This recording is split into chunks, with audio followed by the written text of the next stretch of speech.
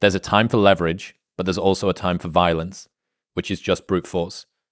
People get really obsessed with optimal, which is getting the most bang for your buck, but there's also maximizing, which is just getting the most bucks. You lose more life trying to optimize everything than just living it. The stress of trying to be perfect is killing you more quickly than your imperfections. Mm.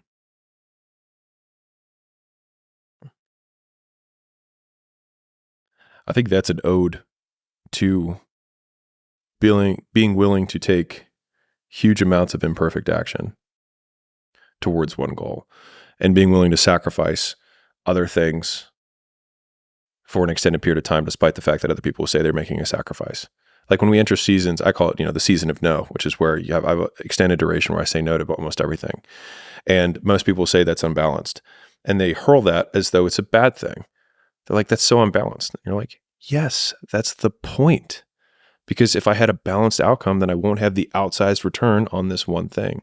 And so again, like there's so many of these little insults that people will throw at you, like you're unbalanced, you changed, that they intend as insults. But if you actually don't take your society programmed response and say, oh, they mean to insult me. But if you actually think about what they're saying something that's true.